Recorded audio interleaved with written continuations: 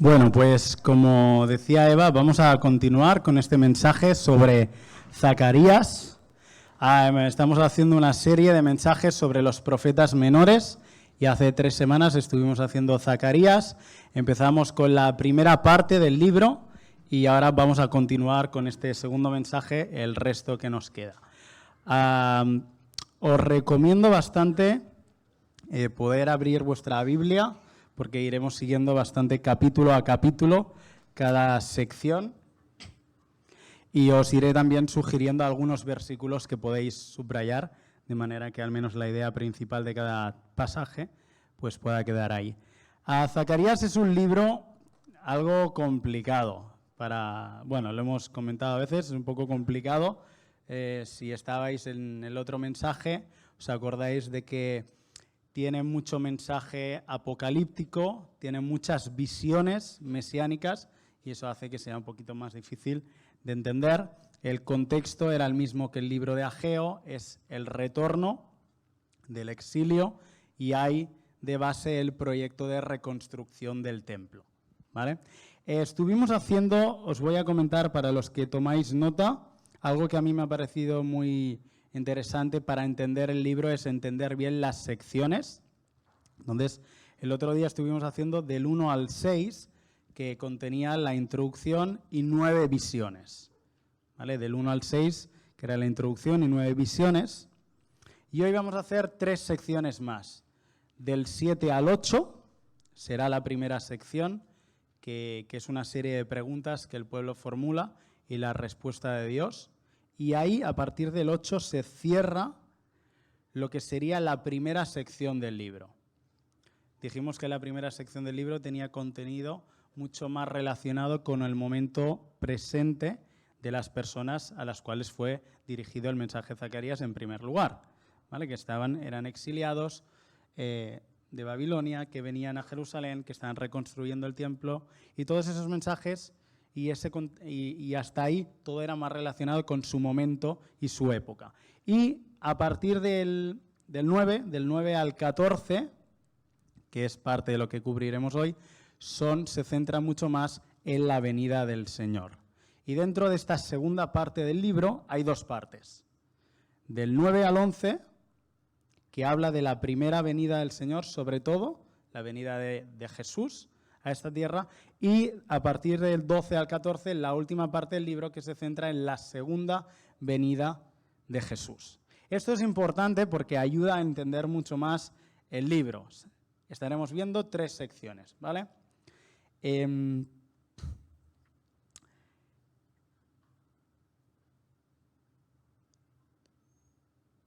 la verdad es que podemos perdernos, ¿no? Podemos perdernos con muchas visiones y muchas cosas.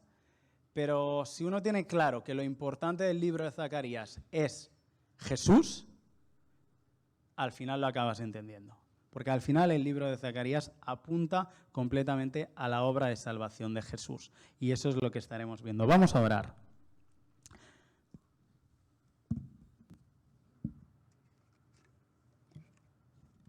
Señor Jesús, te doy gracias porque tú nos hablas. Y te pido que en esta mañana, Señor, tú hables. Señor, abre nuestro entendimiento para entender la Escritura. Revélate, Señor, revélate como Salvador. Que personas puedan entender tu obra de amor en la cruz, tu gracia, tu perdón. Que podamos despertar a ganas de que tú vuelvas. Que podamos despertar a hambre y sed de ti, de tu palabra, de tus promesas. Que anticipemos y deseemos la venida de tu reino, Señor. Y que hoy tú te manifiestes, Señor, para salvación y para gloria aquí, Señor. Amén.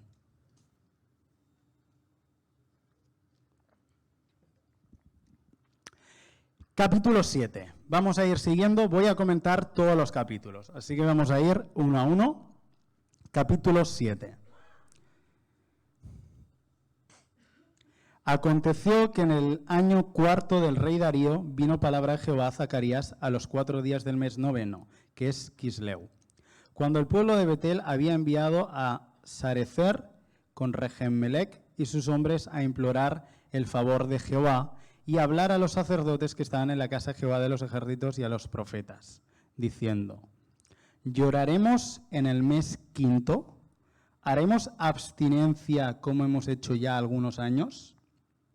La situación es que envían a algunos líderes del pueblo a preguntar a los sacerdotes, oye, llevamos 70 años de cautiverio haciendo ayuno 2 veces, o sea, 2 meses al año haciendo ayuno y lamentándonos. Sabéis que el ayuno, ya lo hemos enseñado varias veces, es una expresión de arrepentimiento y de lamento. Llevamos 2 meses al año durante 70 años haciendo el lamento por esta situación en la que estamos, hemos sido exiliados, nos arrepentimos, mostramos que no estamos en la situación que tú, Dios, quieres que estemos, pero ahora nos has traído aquí y nos has pedido reconstruir el templo y nos estás dando una serie de visiones sobre que tú vas a restaurarnos. Entonces surge la pregunta, ¿tenemos que seguir ayunando? O más de fondo lo que realmente querían preguntar, ¿vas tú a restaurar el reino ahora? Y tenemos que dejar de hacer esto, tenemos que dejar de lamentarnos para empezar a celebrar, porque estamos en un cambio de etapa. Esa es la pregunta que hacen. Y entonces viene la respuesta de Dios a través del profeta Zacarías. Vino pues a mí palabra de Jehová de los ejércitos diciendo, habla a todo el pueblo del país y a los sacerdotes diciendo, cuando ayunasteis y llorasteis en el 5º y en el 7º mes estos 70 años, ¿habéis ayunado para mí? Cuando coméis y bebéis, ¿no coméis y bebéis para vosotros mismos? ¿No son estas las palabras que proclamó Jehová por medio de los profetas primeros cuando Jerusalén estaba habitada y tranquila? Es decir, antes de que fuerais exiliados. Y en sus ciudades, en sus alrededores y en el Negev y en la Sefela estaban también habitados. Y vino palabra de Jehová a Zacarías diciendo, estos 2 versículos, los siguientes 2, puedes subrayarlos. Juzgad conforme a la verdad y haced misericordia y piedad cada cual a su hermano. No oprimáis a la viuda, al huérfano, al extranjero ni al pobre, y ninguno piense mal en su corazón contra su hermano. Pero no quisieron escuchar, antes volvieron la espalda y taparon sus oídos para no oír. Y pusieron su corazón como diamante para no oír la ley ni las palabras que Jehová de los ejércitos enviaba por su espíritu y por medio de los profetas primeros. Vino, por tanto, gran enojo de parte de Jehová de los ejércitos. Y aconteció que así como él clamó y no escucharon, también ellos clamaron y yo no escuché, dice Jehová de los ejércitos. Sino que los esparcí con torbellino y por todas las naciones que ellos no conocían. Y la tierra fue desolada tras ellos sin quedar quien fuese ni viniese, pues convirtieron en desierto la tierra deseable. Ellos preguntan, ¿tenemos que seguir lamentándonos como lo hemos hecho estos 70 años? Ahora que estamos aquí y tú nos estás prometiendo que vas a restaurar, viene un cambio de etapa y Dios les responde. Versículo 9, versículo 10. Ya os dije que teníais que haber atendido a los necesitados. No hicisteis caso y eso fue el motivo de vuestro exilio. Ahora pues, lo que yo quiero de vosotros no es si ayunáis o no ayunáis, es que juzguéis conforme a la verdad, que hagáis misericordia y piedad cada uno a su hermano, y que ninguno piense mal en su corazón contra su hermano. Es decir, ellos preguntan sobre, ¿tenemos que seguir ayunando? Y Dios les dice, ama a tu prójimo. No pienses en tu corazón mal contra tu hermano. Cuida de las viudas, cuida de los necesitados, porque esto fue lo que os llevó al cautiverio. Y sigue en el capítulo 8, por eso os he dicho que el 7 y el 8 es la misma sección, porque hablan de lo mismo. Sigue en el 8 diciéndoles, os voy a bendecir, pero, capítulo 8, vino a mí palabra de Jehová de los ejércitos diciendo, así ha dicho Jehová de los ejércitos, celé a Sión con gran celo y con gran ira la celé. Así dice Jehová, yo he restaurado a Sión y moraré en medio de Jerusalén, y Jerusalén se llamará ciudad de verdad y monte de Jehová de los ejércitos, monte de santidad. Así ha dicho Jehová de los ejércitos, aún han de morar ancianos y ancianas en las calles de Jerusalén, cada cual con bordón de su mano por la multitud de sus días, y las calles de la ciudad estarán llenas de muchachos y muchachas que jugarán en ellas.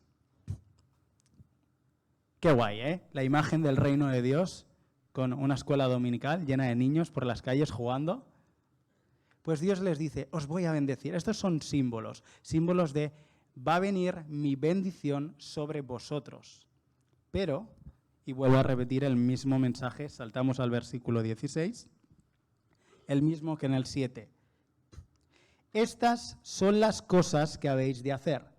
Hablad verdad cada cual con su prójimo. Juzgad según la verdad y lo conducente a la paz en vuestras puertas. Y ninguno de vosotros piense mal en su corazón contra su prójimo, ni améis el juramento falso, porque todas estas cosas son cosas que aborrezco, dice Jehová. Así que vemos la misma idea en los dos capítulos. Vemos que en el 7 ellos vienen con unas preguntas y Dios responde, no, es que lo que yo quiero es amor al prójimo. Y en el 8 sigue diciendo, y os voy a bendecir, y ahora que vais a ser bendecidos, lo que yo quiero es que no penséis mal en vuestro corazón contra vuestros hermanos, que hagáis justicia. Así que, cada vez que tengas un problema con alguien, cada vez que te cueste soportar a tu hermano, a tu hermana, a alguien de la iglesia, vas a decir, había en Zacarías un versículo muy bueno que me ayudaba a esto. Y vas a ir a Zacarías 7, Zacarías 8 y vas a recordar estos versículos. Os animo a subrayar en vuestras Biblias Zacarías 7, del 9 al 10, Zacarías 8, del 16 al 17. ¿Qué aplicaciones prácticas tenía para ellos? Tenían que volver a cumplir los mandamientos de justicia social que ya tenían. ¿Qué nos enseña esto a nosotros? Y me he formulado algunas preguntas prácticas sobre esto. ¿Es el mandamiento de amar al prójimo una prioridad en mi vida? Porque para Dios la es. Dios no les está diciendo si ayunaban o hacían fiesta. Les dice, ama al prójimo.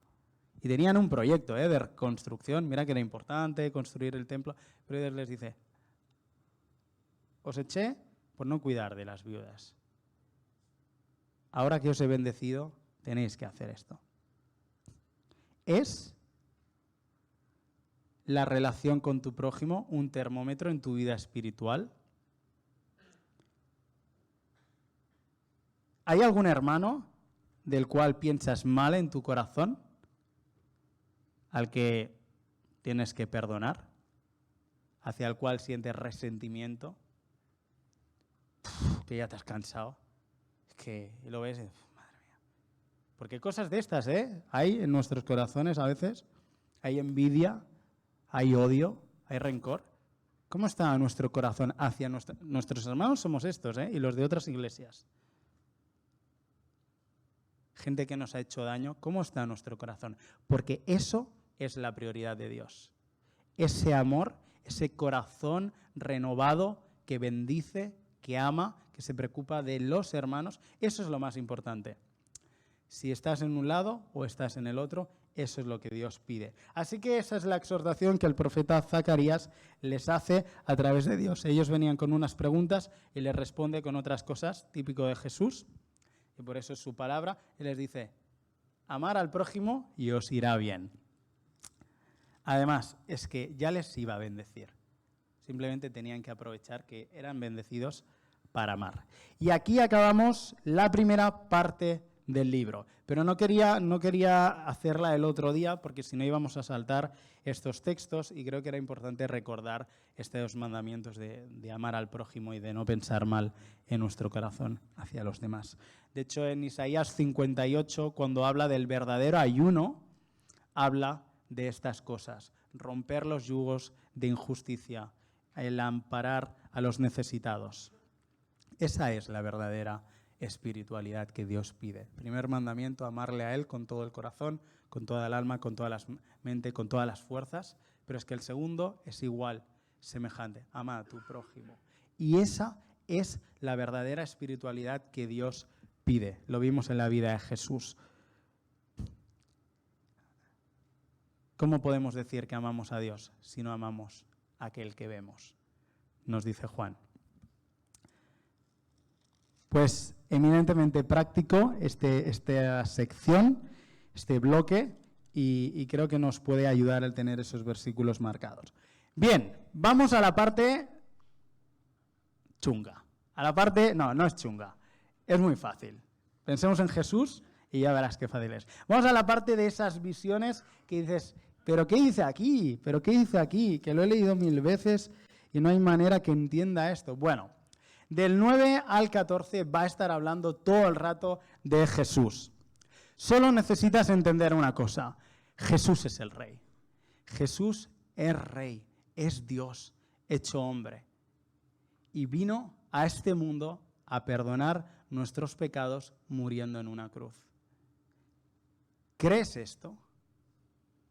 Ese es Jesús. Y vamos ahora a ver cómo del 9 al 11 hay una imagen a través del cual van a girar todos estos 3 capítulos, que es la imagen de un pastor de ovejas.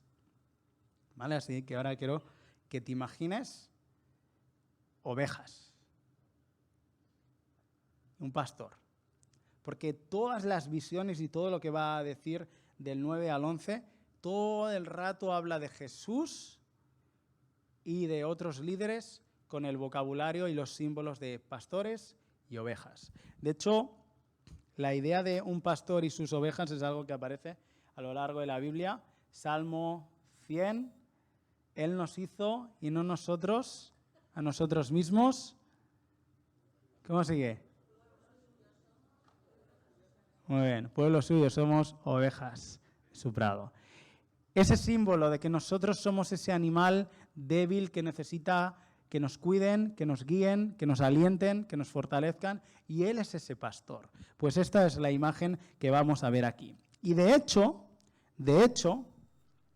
hace unas semanas cuando hicimos Zacarías, algunos comentábamos que, ostras, ahora van a pasar 2 semanas ahí en medio y no retomaremos Zacarías hasta dentro de 3 semanas.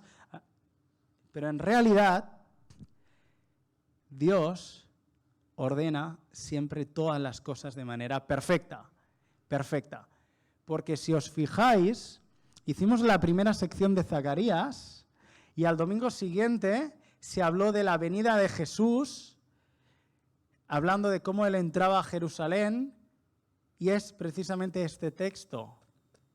Y al domingo siguiente hablamos de cómo ese rey débil que murió por nuestros pecados resucitó en gloria, con gran poder. Y es lo que habla aquí. Un rey débil que muere por nuestros pecados y un rey glorioso. Y de esto va Zacarías. Así que gloria a Dios que encaja las cosas siempre perfectas. Y como hemos leído en el cartel de Explorando el sentido de la vida, todo lo hizo hermoso en su tiempo. Hace años, cuando no tenía novia y estaba esperando a casarme, me desesperaba y decía, Señor, ¿pero cuándo? Siempre me respondía lo mismo, cuando sea hermoso. ¿Vale?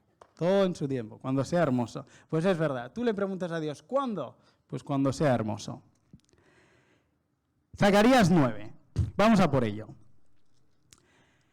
Empieza hablando de un rey que tiene ovejas dispersas por ahí, en todas las naciones, y que va a reunir a su pueblo. Zacarías 9, versículo 7, está hablando, los primeros versículos, está hablando de cómo va a hacer justicia a las naciones de alrededor de Jerusalén.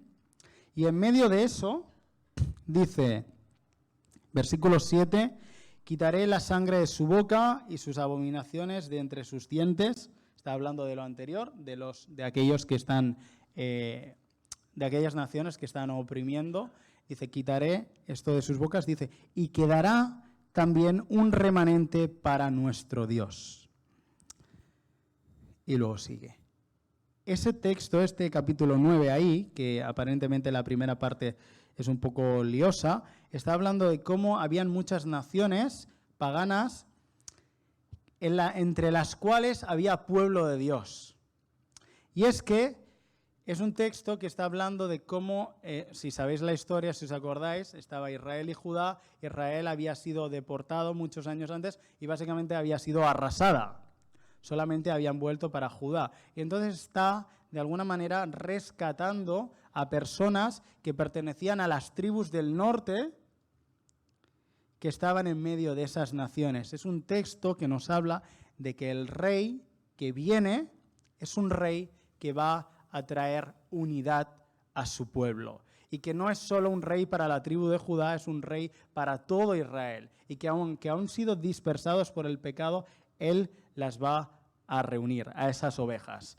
Así que la primera característica de este rey es que es un rey que va a buscar a aquellos que se han perdido. Versículo 9. Alégrate mucho, hija de Sión, da voces de júbilo, hija de Jerusalén.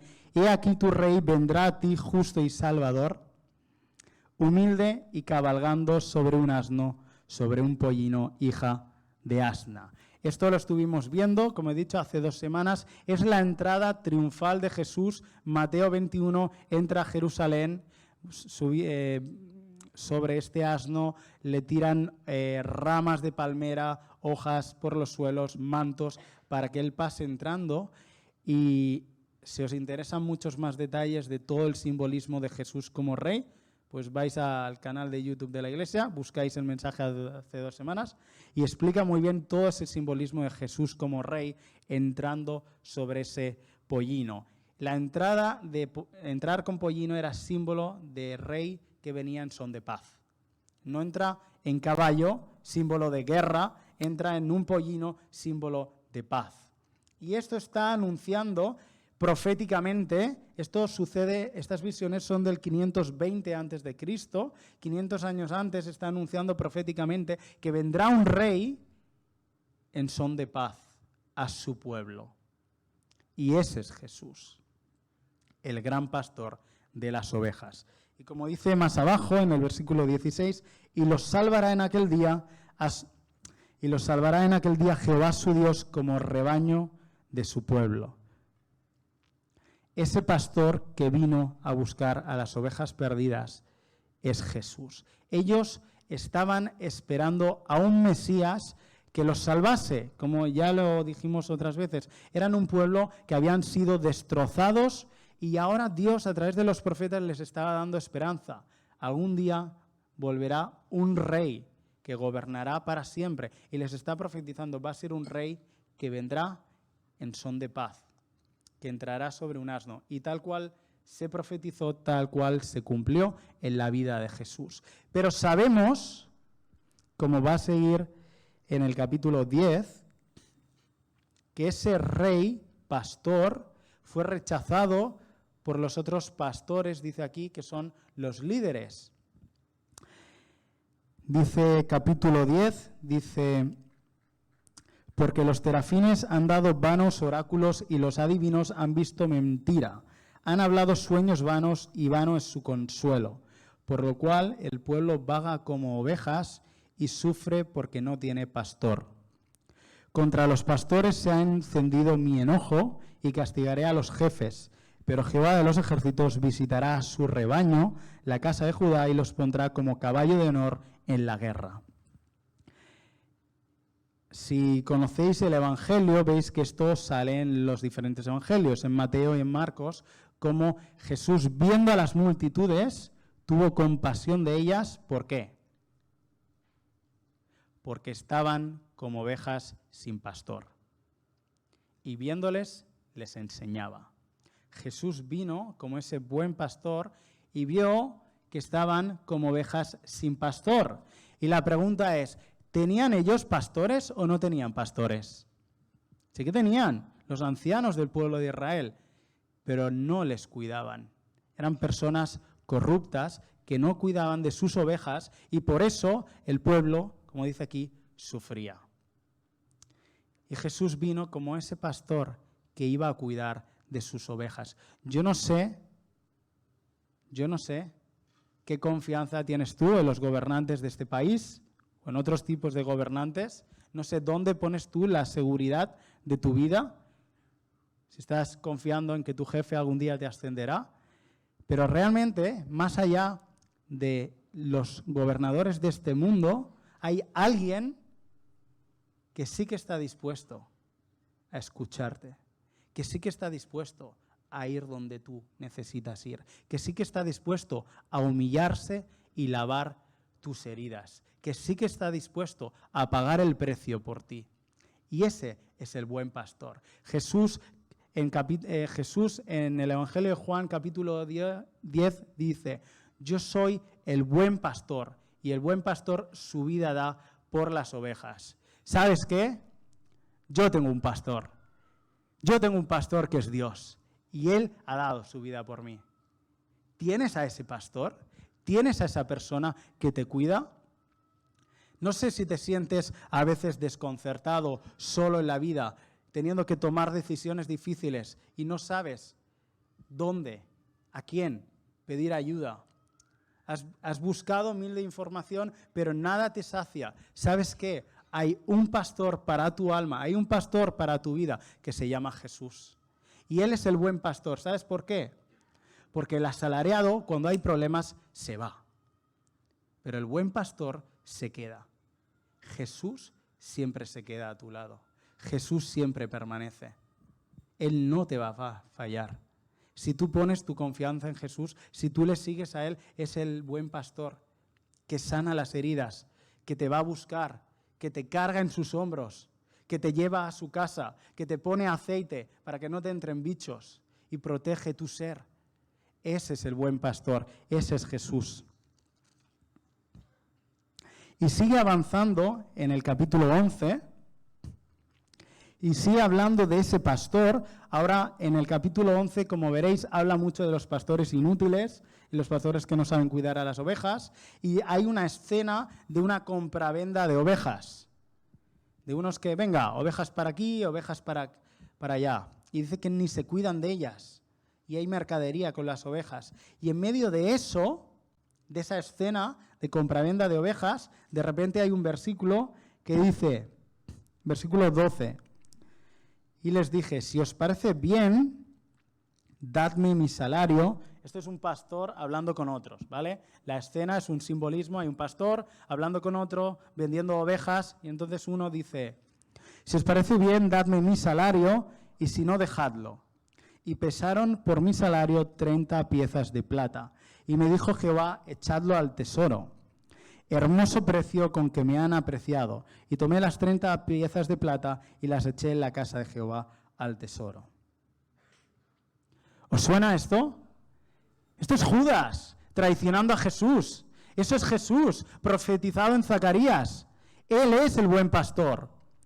Y ese pastor es traicionado. Y no es traicionado por alguien lejano, es por alguien que le conoce, alguien que es íntimo. Y lo traiciona. Y es vendido por 30 piezas de plata, como tenía que ser, para que fuera castigado y puesto en una cruz. Zacarías habla de la esperanza de poner nuestra confianza en Jesús. Él fue vendido por 30 piezas de plata. Y fue Jesús, ese buen pastor, esa persona que vino como rey, manso y humilde, y que entró como siervo sufriente para ser azotado, burlado, escupido, rechazado y clavado en una cruz. Así que aquí tenemos en Zacarías, del 9 al 11, tenemos la mejor de las historias que puedes leer, la de Jesús. Tenemos el ministerio de la vida de Jesús en la tierra, el siervo sufriente, entrando triunfante, pero en debilidad y en paz, en mansedumbre, y muriendo y siendo traicionado. Esta parte creo que no la entendía mucho el pueblo de Israel, porque tenían la esperanza de la segunda parte. Ellos ponían la esperanza en la segunda parte que vamos a leer, un rey que viene a machacar, a destruir las naciones paganas. Y ellos esperaban, va a venir un rey como David y vamos a ganar grandes victorias militarmente. Pero no entendieron que había una primera parte en la que ese rey iba a sufrir. Por eso, aunque le tenían delante, nunca entendieron que estaban matando al que iba a ser su rey. El rey de los judíos puso en su cruz. El rey de los judíos. Y no solo el rey de los judíos, el rey de toda persona, de cualquier país, de cualquier época, que quiera confiar en Dios. Porque Jesús es el regalo de Dios para la humanidad. Dice así, en el Evangelio de Juan, dice, a lo suyo vino a la tierra, y los suyos no le recibieron. Mas a todos los que le recibieron, a los que creen en su nombre, les dio potestad de ser hechos hijos de Dios, los cuales no son engendrados de sangre, ni de voluntad de carne, ni de voluntad de varón, sino de Dios.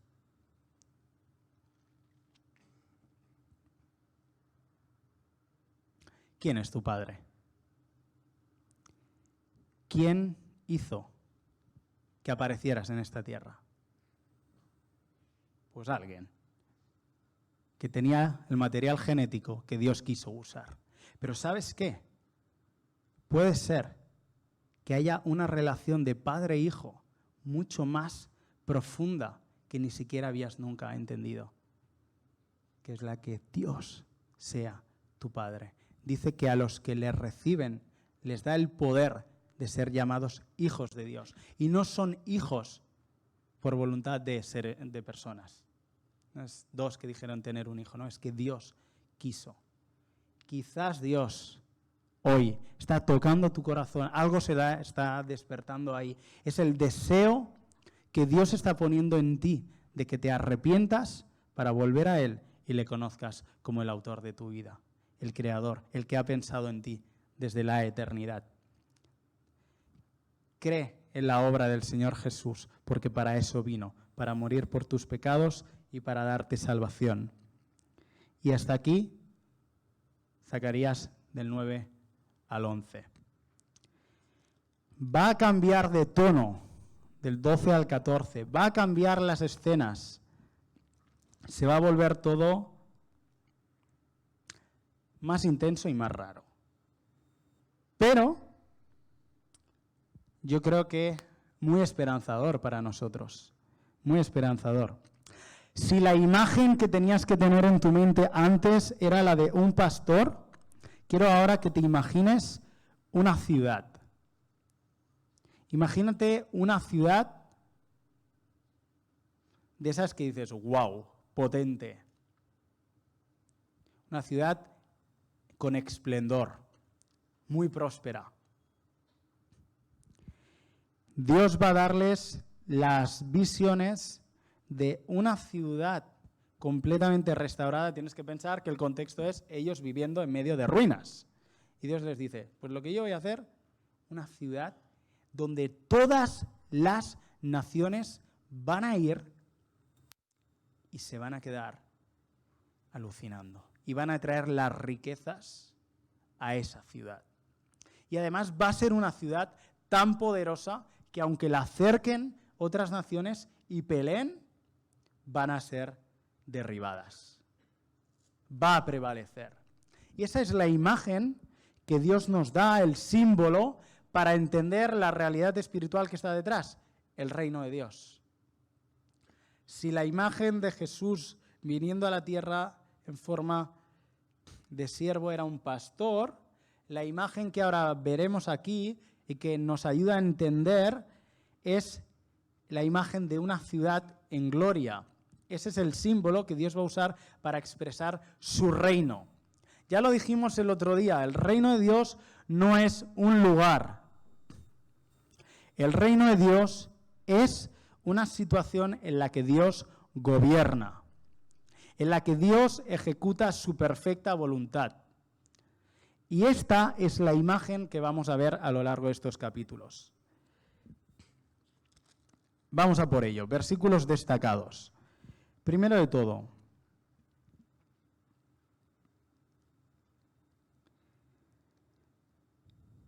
tenemos del 12, capítulo 12, del 1 al 9, vemos esa imagen de una ciudad que triunfa contra sus enemigos y que es poderosa. 2. En el versículo 10, que ahora lo leeremos. una ciudad donde sus habitantes se van a arrepentir de todo mal y van a mirar a su Mesías. Dice Zacarías 12:10, y derramaré sobre la casa de David. David era el rey David. O sea, el rey David es el símbolo del rey Mesías, que el rey Mesías es Jesús. Por eso habla varias veces de la casa de David. Está haciéndose referencia. David fue el mejor rey, y entonces por eso es el ejemplo del rey que vendrá. Jesús, el mejor rey. Dice, y derramaré sobre la casa de David y sobre los moradores de Jerusalén espíritu de gracia y de oración. Y mirarán a mí, a quien traspasaron, y llorarán como se llora por hijo unigénito, afligiéndose por él como quien se aflige por el prójimo. Y lo dice que habrá una gran guerra ahí, y llanto y tal. Dice, mirarán a mí como quien miran a quien traspasaron. ¿Esto de qué está hablando? Que Jesús fue traspasado en la cruz, pero resucitó, ascendió a los cielos y vuelve. Y como vuelve con las marcas de la cruz. Eso es muy interesante, lo vemos también en Apocalipsis. Jesús va a volver en gloria, pero va a permitir que veamos que Él fue traspasado. Y parece ser que al ver eso vamos a adorarle y a recibirle con gran gozo, nuestro Rey que ha muerto por nosotros. Y dice que se derramará sobre la casa de David espíritu de gracia y de oración. Hombre, sobre nosotros también, ¿no? Se podría derramar un poco de espíritu de oración. A veces estamos un poco... Podríamos pedir esto para el domingo que viene, que vamos a orar, a ver si espíritu de oración. Yo el primero, me la pido. De hecho, estos días lo leía y digo, un poquito, Señor, poquito, a ver si oramos. Pues dice que serán personas en esa nueva ciudad, el símbolo es que personas que se arrepienten, personas que se quebrantan. El reino de Dios, personas entregadas, mirando a su Salvador. No personas que viven de cualquier manera, sino personas que reconocen la obra que Jesús hizo. Así que uno de los imágenes de ese reino es ese quebranto de corazón ante el rey.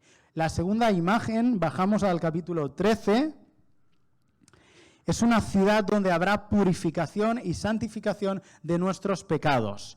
Y lo que pone aquí es la imagen de un manantial abierto. Dice, en aquel tiempo habrá un manantial abierto para la casa de David, todo el pueblo de Dios, y para los habitantes de Jerusalén y para la purificación del pecado y de la inmundicia.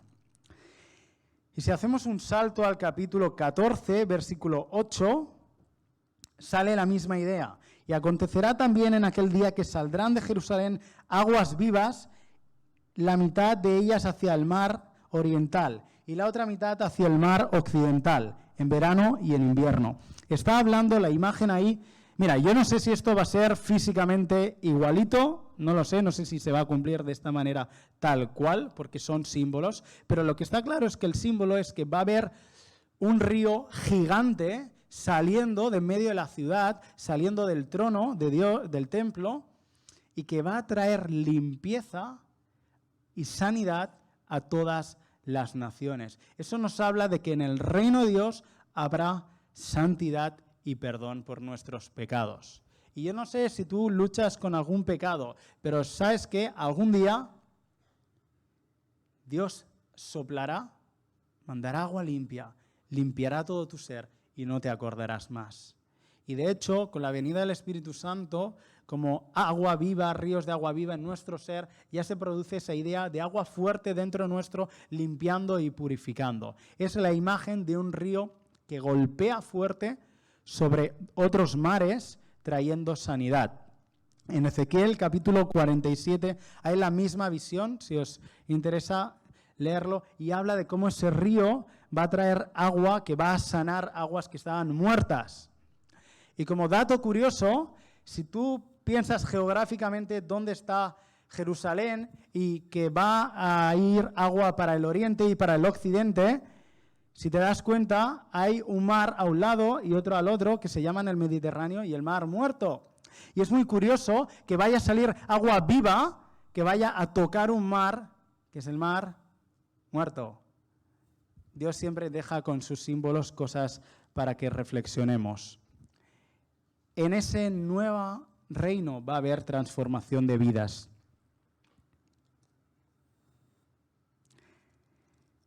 Versículo 14. Vamos rápido, capítulo a capítulo, un versículo por capítulo. Estamos ya en el último.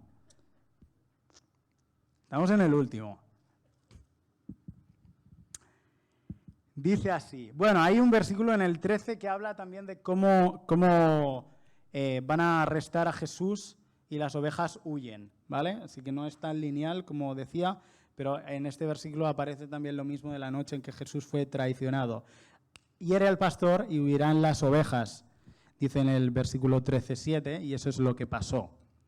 Que fueron a buscar a Jesús y todo el mundo huyó, y de nuevo eso nos hace pensar que el único siempre que permanece fiel es Jesús.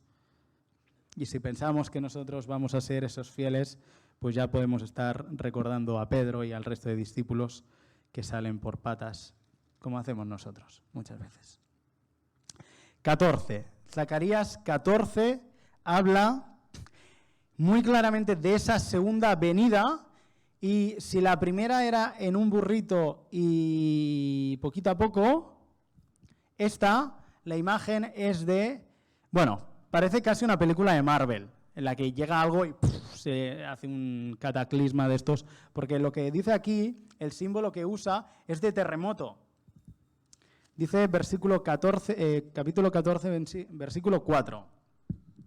Y se afirmarán sus pies en aquel día sobre el monte de los Olivos, que está enfrente de Jerusalén al oriente. Y el monte de los Olivos se partirá por en medio. No sé si te da la imaginación para imaginarte una montaña rompiéndose del impacto de los pies de Jesús sobre ese monte. Hacia el oriente y hacia el occidente, haciendo un valle muy grande. Y la mitad del monte se apartará hacia el norte y la otra mitad hacia el sur. Y huiréis al valle de los montes.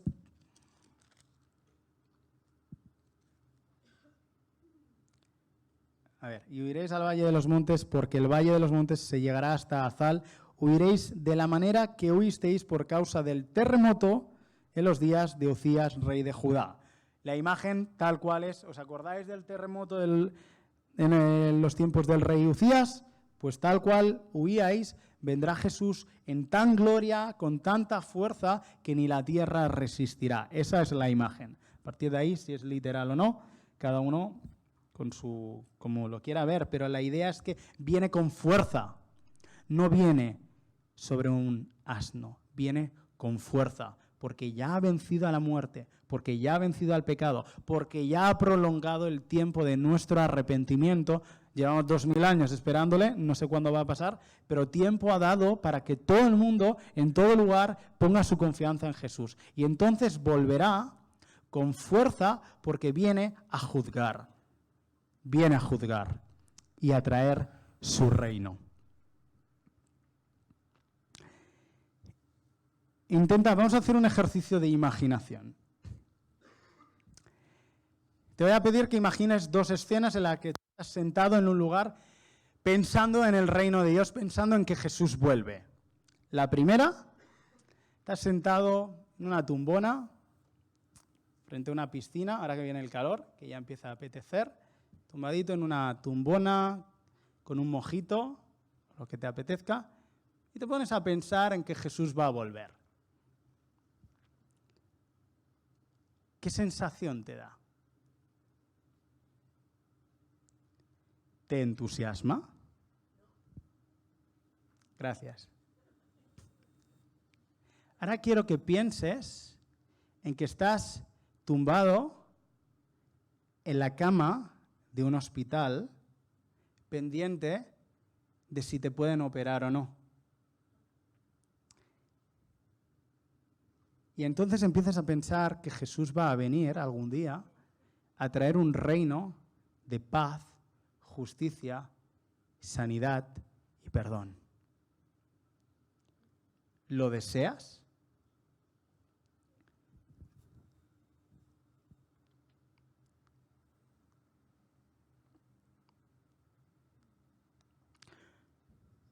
una ciudad donde habrá perdón de pecados.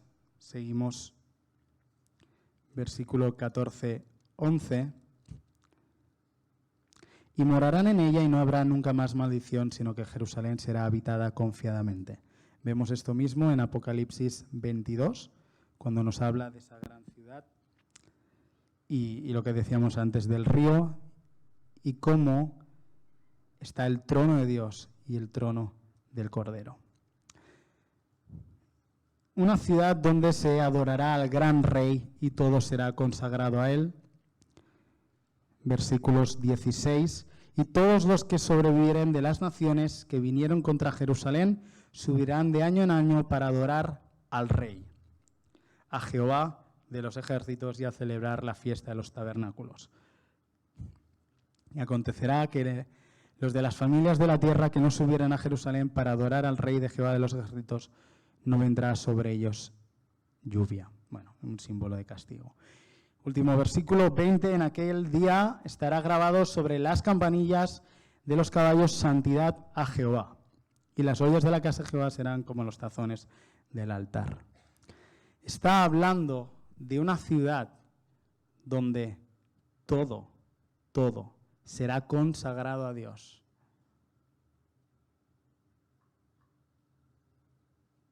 Y se le adorará.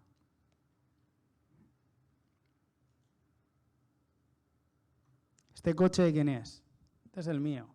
No, todo es de Jesús. El reino de Dios, un momento en el que todo consagrado a Él y todo el mundo mirando al Rey, adorándole. Dice en Apocalipsis 19:11, entonces vi el cielo abierto y aquí un caballo blanco. El que lo montaba se llamaba Fiel y Verdadero y con justicia juzga y pelea. Sus ojos eran como llama de fuego y y había en su cabeza muchas diademas. Y tenía un nombre escrito que ninguno conocía sino él mismo. Estaba vestido de una ropa teñida en sangre y su nombre es el Verbo de Dios. Y los ejércitos celestiales, vestidos de lino finísimo, blanco y limpio, le seguían en caballos blancos. De su boca sale una espada aguda para herir con ella a las naciones y las regirá con vara de hierro, y él pisa el lagar del vino del furor de la ira de Dios Todopoderoso. Y en su vestidura y en su muslo tiene escrito este nombre: Rey de Reyes y Señor de Señores. A ellos, con estas profecías, se les exhortó a confiar en la venida de ese Rey. A nosotros, hoy también se nos dice en la Escritura que nuestra esperanza tiene que ser en que Jesús va a volver y va a instaurar completamente su reino.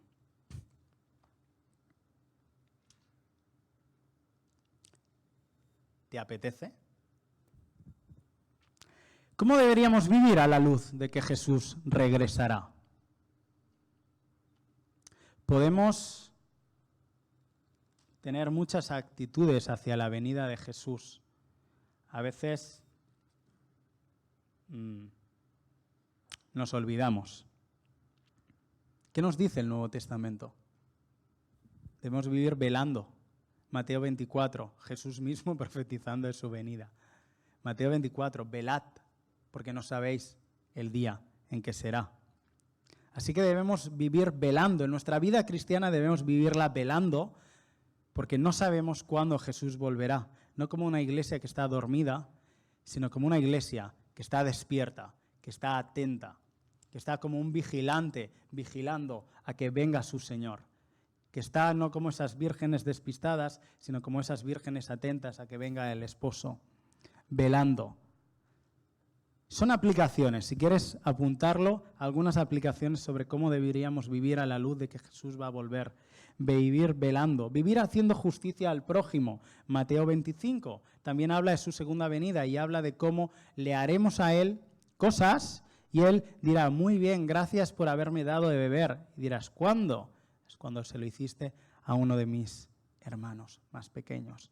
Por eso he querido antes hacer ese énfasis en Mateo 7:8, porque hablaba de eso. ¿Cómo debemos vivir ante la venida del Señor? Orando. Jesús mismo nos dijo, venga, orad, venga a tu reino, venga a tu reino. Creo que muchas veces esta oración no la hacemos para nada. Que venga el reino de Jesús, no, espérate, que tengo planes en esta vida. Que venga, sí, que venga para mí, para bendecirme. Pero que venga su reino definitivamente. Ay, si viviéramos en otro país, ¿cuánto desearíamos el reino de Dios? Si no tuviéramos agua potable, ¿no clamaríamos por el reino de Dios? Tenemos que despertar a la realidad de que lo que viene y lo que Jesús tiene para nosotros es mucho mejor que nuestra vida diaria. Orando por la venida del reino, deseando el regreso de nuestro Señor Jesús, Apocalipsis 21. La Iglesia y el Espíritu dicen, ven. La Iglesia y el Espíritu dicen, ven. Como cuando llevas un montón de días sin ver a alguien que quieres y tienes ganas de verla otra vez. ¿Está la esposa esperando al novio con ganas?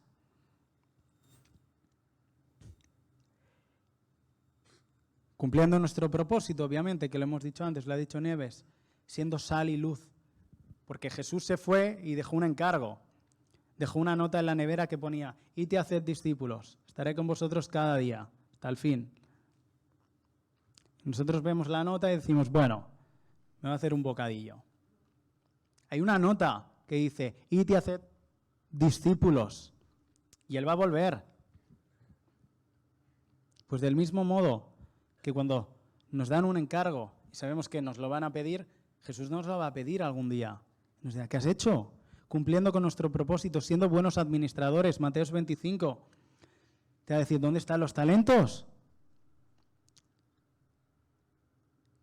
¿Dónde están? ¿Has ganado más? ¿Has usado lo que te di? ¿Has aprovechado cada una de las oportunidades? Porque ahora ya no hay más tiempo. Ahora ya no. Y Jesús volverá y tendremos que rendir cuentas. Con fe y esperanza. Todo el libro de Apocalipsis nos habla de un rey victorioso, con fe y esperanza, con fe y esperanza. ¿Para qué esta gente necesitaba saber que Jerusalén iba a ser gloriosa? ¿Para qué necesitaban saber que vendría un rey si iban a pasar 500 años? Para tener fe y esperanza. ¿Por qué Dios no nos dice cuándo va a venir? Porque lo que quiere es que tengamos esperanza, que velemos, que le deseemos. No es tan importante el cuándo, es importante el deseo de amar a Jesús. Así que esto es Zacarías, ya lo hemos hecho.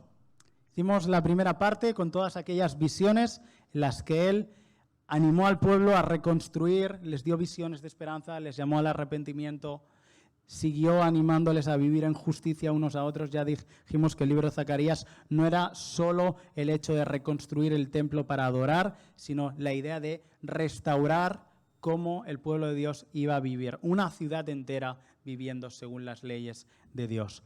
Y acaba con estas imágenes proféticas, como dijimos, algunas ya han pasado, ya se han cumplido. O sea, sabemos que el resto del libro de Apocalipsis, del 12 al 14, sabemos qué va a pasar, porque es que ya hemos hecho, los otros capítulos ya han pasado, ya se ha cumplido, ese rey ya vino, ya abrió la oportunidad a que nos arrepintamos y algún día volverá. Así que yo quiero animarte hoy, por favor, en el nombre de Jesús, reconcíliate con Dios, reconcíliate con Dios.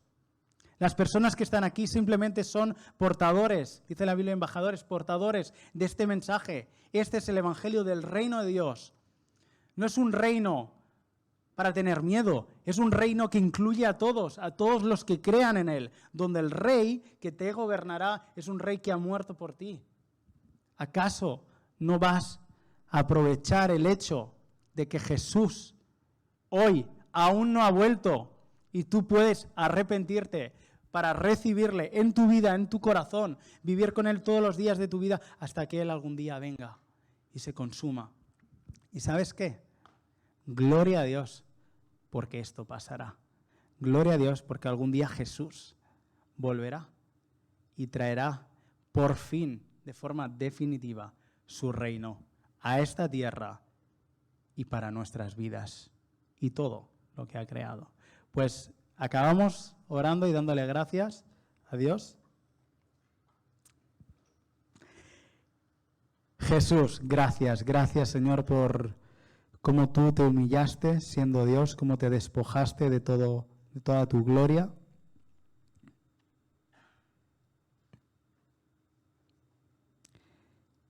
Gracias por la cruz, por los clavos, por la corona de espinas, por la ropa teñida en sangre, por las cicatrices que hiciste por nosotros. Gracias por resucitar y darnos la esperanza eterna, no alguien que transforma nuestro momento presente solamente, sino nuestro momento para siempre, en eternidad. Gracias por reconciliarnos con el Padre, gracias por hacerte grande y victorioso y a la vez hacerte pequeño para que te pudiéramos conocer, Señor. Pedimos que anhelemos tu segunda venida y anhelemos a tu persona, Señor, que te amemos. Amén. He aquí yo vengo pronto y mi galardón conmigo para recompensar a cada uno según su obra. Yo soy el Alfa y la Omega, el principio y el fin, el primero y el último. Que el Señor os bendiga.